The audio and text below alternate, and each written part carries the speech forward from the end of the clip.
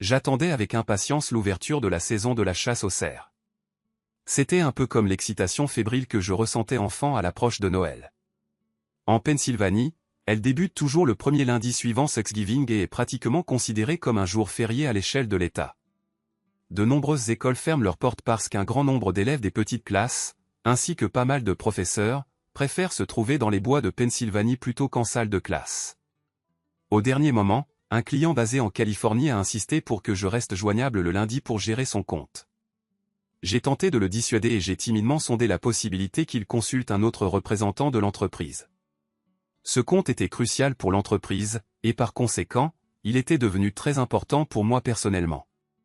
Pour la première fois depuis l'âge de 12 ans, j'ai passé le jour d'ouverture de la chasse aux cerfs à travailler.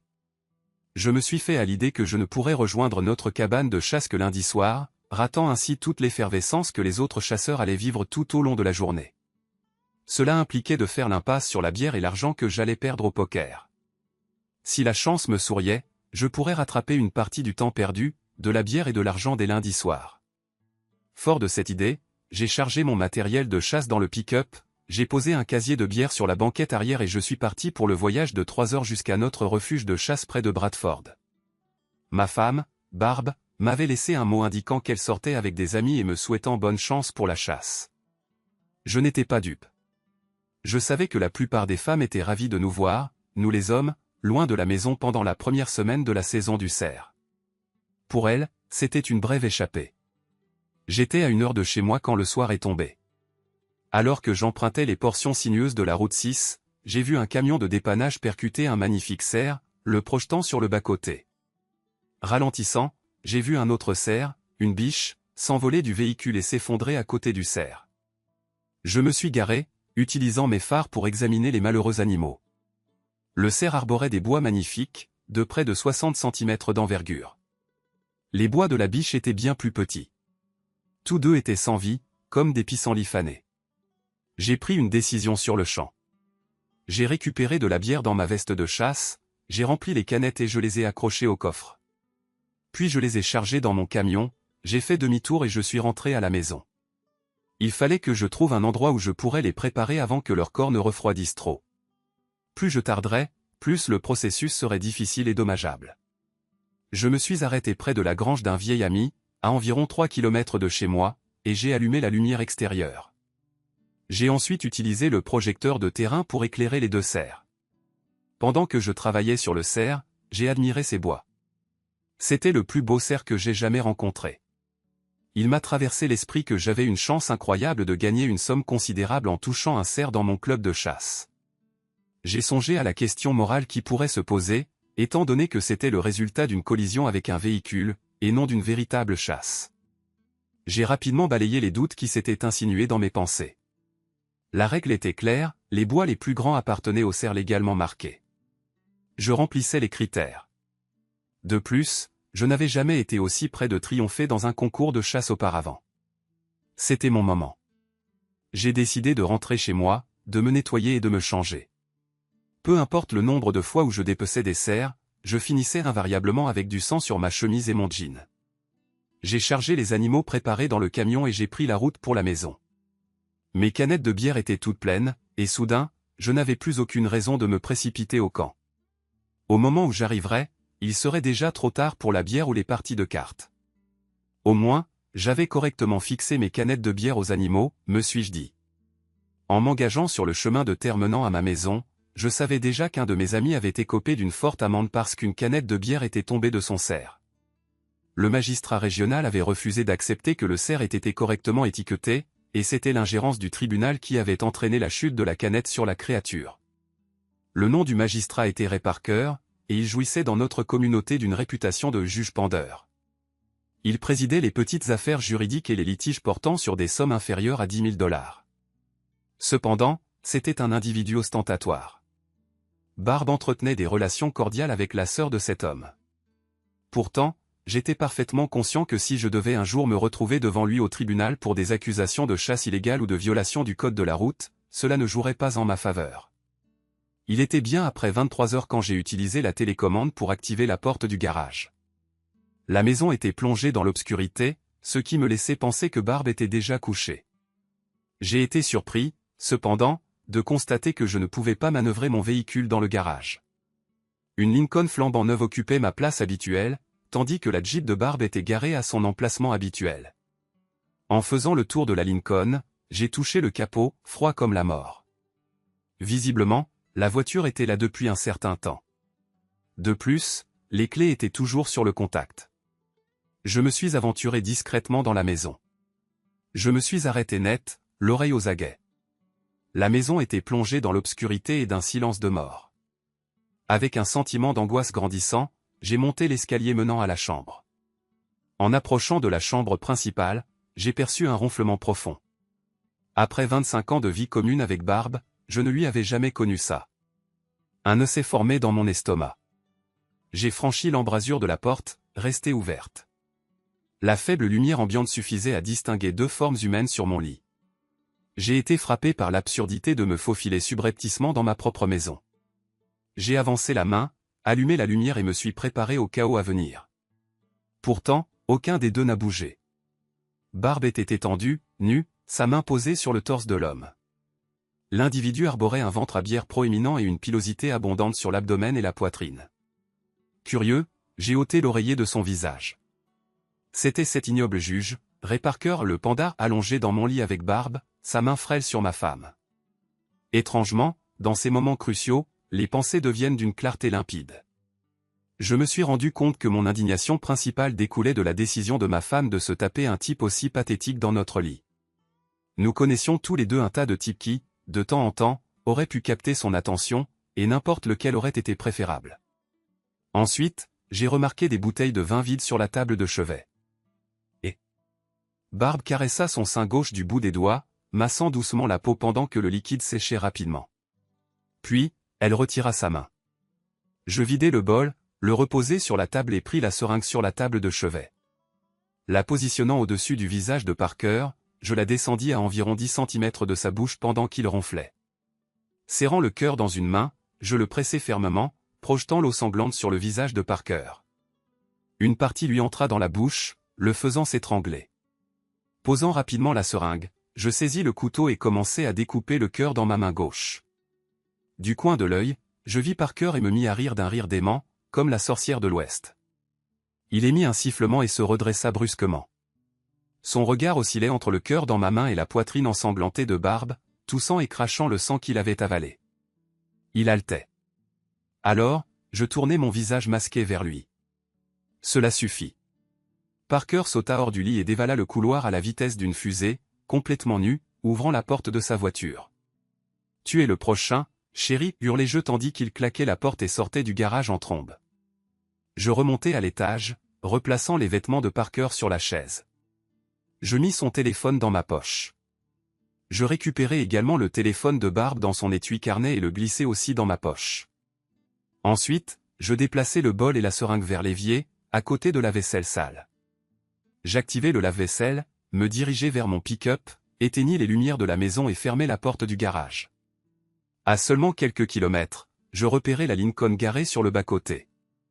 Il me traversa l'esprit que l'affirmation selon laquelle quelques kilos de sucre dans le réservoir d'essence d'une voiture pourrait entraîner des résultats désastreux avait peut-être une certaine validité. À environ 800 mètres de la voiture, j'identifiai un individu manifestement nu courant sur l'autoroute. Alors que je me rapprochais, il pivota et se dirigea vers le rivage, disparaissant de ma vue. Quel genre de fou dément et détraqué courait nu vers la fin novembre dans le nord de la Pennsylvanie? La responsabilité était claire. Je pris le téléphone de Parker, composai le 112 et signalai la scène troublante que je venais d'observer. Cependant, j'oubliais de leur donner mon nom. Ils devraient se fier à l'identification de l'appelant pour déterminer qui avait appelé.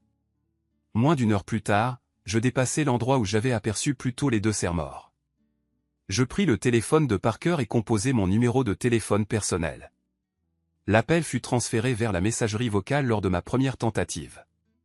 Je recomposai. Cette fois, Barb répondit à la 4e sonnerie. « Allô ? » « Tout va bien ?» demanda Barb avec le malaise typique qui survient lorsqu'un appel arrive aux petites heures du matin. « Allume la lumière et jette un coup d'œil au reste de ton amant » lançai-je dans le téléphone. Je restai en ligne pendant environ 10 secondes avant d'entendre un rugissement guttural. Clairement, Barb avait aperçu le sang et découvert un cœur à côté d'elle dans son lit. C'était la seule explication à sa profonde détresse. « Espèce d'ordure démente » me hurla Barb. « Tu as assassiné Ray. Tu n'échapperas jamais à la justice. Je suis en train d'appeler la police. » L'appel devint brusquement silencieux de mon côté.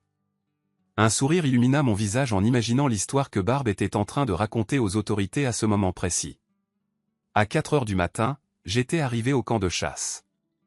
Je suspendis mon cerf à la perche désignée, remarquant quelques cerfs plus petits déjà suspendus là, ce qui me provoqua un sourire satisfait tandis que j'entrais dans la cabane.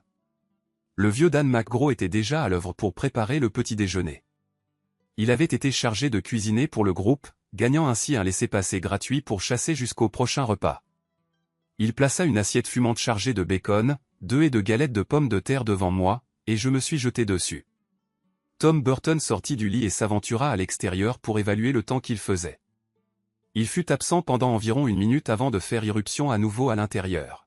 « Où diable as-tu abattu ce cerf, Dave » demanda-t-il.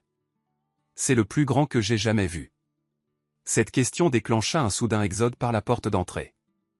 Rien n'enthousiasme davantage un chasseur que d'être témoin d'un magnifique cerf attrapé par un autre sportif. Cela ravive l'espoir et enflamme l'imagination. Je racontai que la nuit précédente, j'avais rendu visite à un ami, m'aventurant profondément dans des broussailles denses et des lauriers des montagnes, où j'étais tombé sur un magnifique cerf. Quand il s'était enfui à travers le sous-bois à toute vitesse, je l'avais poursuivi et avais tiré un seul coup. Le reste, comme on dit, appartient à l'histoire. Pendant que les autres s'habillaient avec des vêtements chauds et des bottes isolantes, j'enlevai mes vêtements, grimpai dans ma couchette et sombrai rapidement dans un profond sommeil. Quelques heures plus tard, je me suis réveillé en sursaut. Ouvrant un œil, j'aperçus une tête ornée d'une casquette de police. « Monsieur Reed, je suis sincèrement désolé d'interrompre votre voyage de chasse, mais j'ai besoin de vous poser quelques questions, » déclara-t-il d'un ton égal, son sarcasme étant impossible à manquer. Je croisai son regard un instant avant de me lever, de me gratter là où une personne fraîchement réveillée devrait le faire, et d'enfiler mon pantalon et ma chemise. Je me suis ensuite dirigé vers la cafetière. « C'est tout un cerf que vous avez là sur votre permis » commença-t-il. « Où et quand l'avez-vous abattu ?»« Propriété d'un ami. »« L'heure est indiquée sur le permis » rétorquai-je délibérément.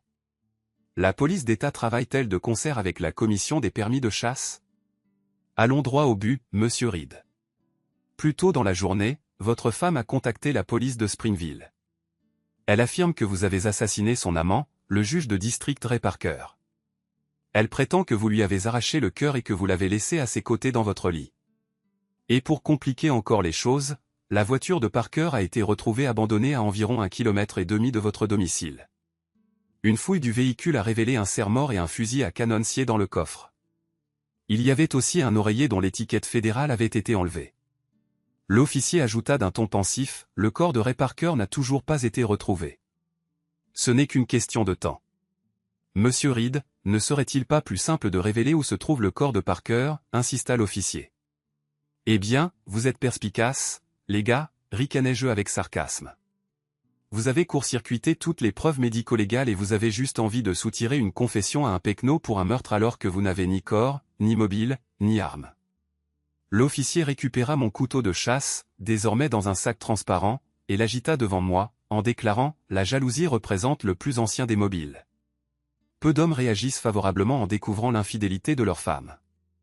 Tout ce dont nous avons besoin, c'est le corps de Parker, et nous aurons tout ce qu'il faut pour vous condamner à une longue peine de prison.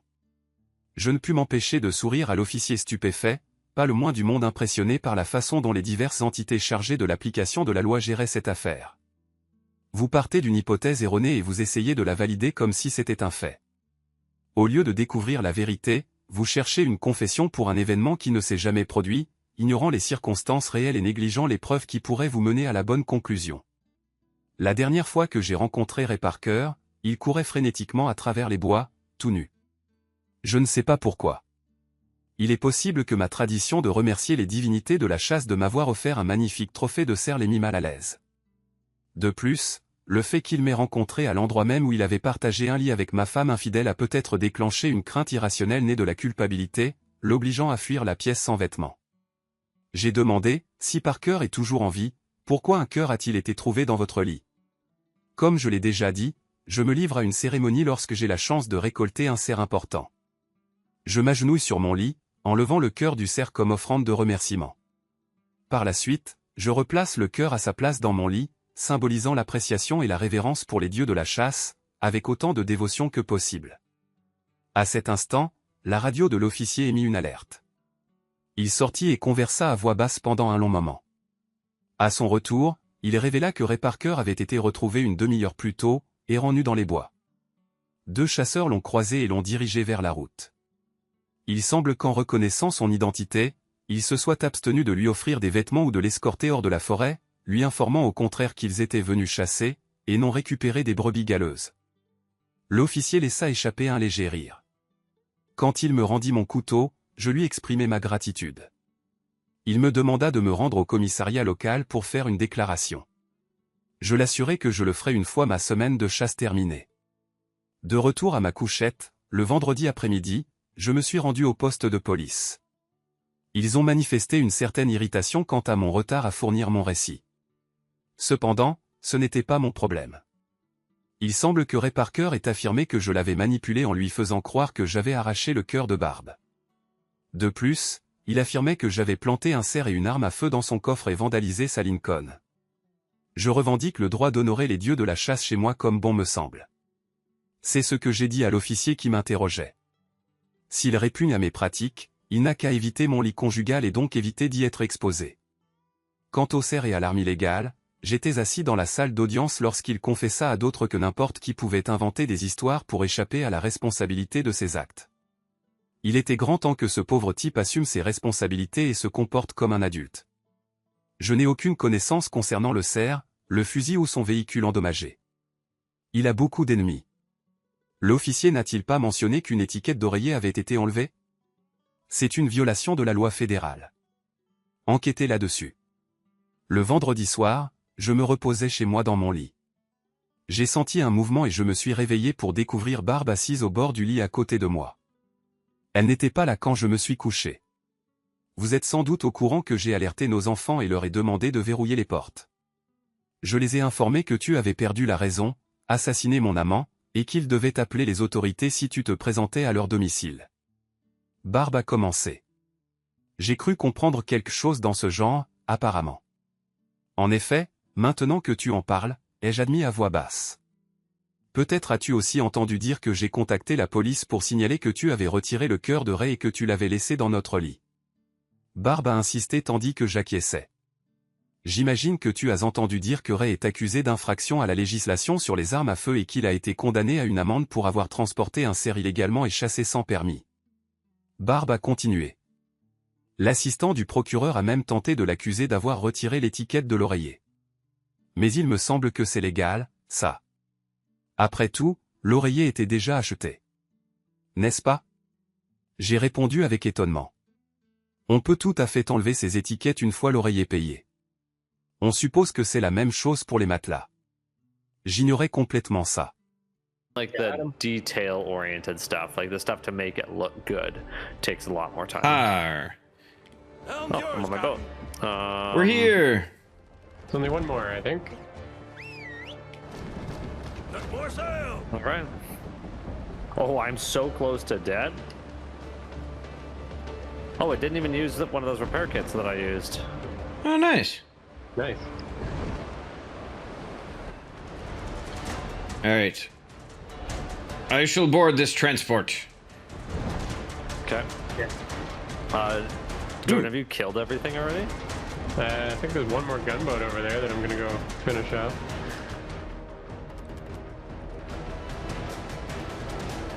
To the northwest.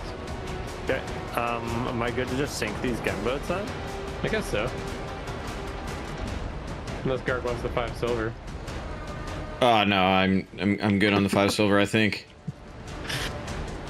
I do. Well, now that you mention it. Right? And this. Begin boarding. Strawberry. What's up? Strawberry. It's been forever.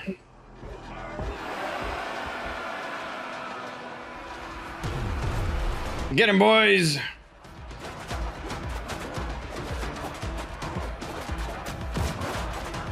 Yeah, the ship combat in this game is getting a little more manageable. Yep. Oh, I need to eat. Need to eat food.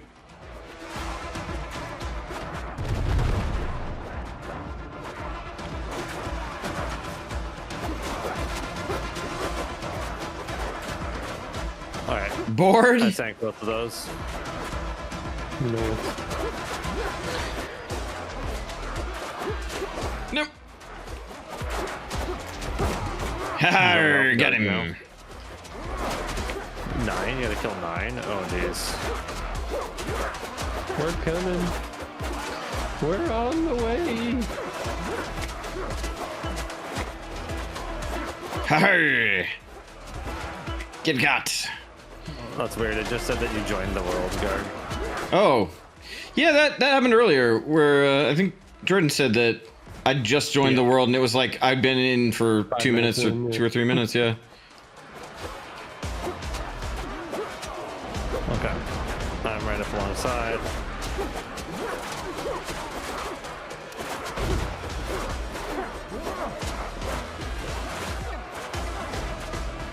Yeah, I think I'm pretty happy with the ship that I chose. Yeah, I like my ship. That's good. Think you're gonna go to one of the mediums, Tyler, or just No, I think I'm gonna stick with it because I want the good cannons. yeah. Oh god, you know. Well, I guess I'll shoot from dick hole. Ow. Gotta aim right down the hole. Yeah. Because you like literally pulled in between my ship and the enemy. I don't really notice that you did that. I did not. Your boat! Is it still moving? Oh shit! Yes! Oh shit! Stop! Pirates! Pirates! I have to get off of it. Oh god damn it! No!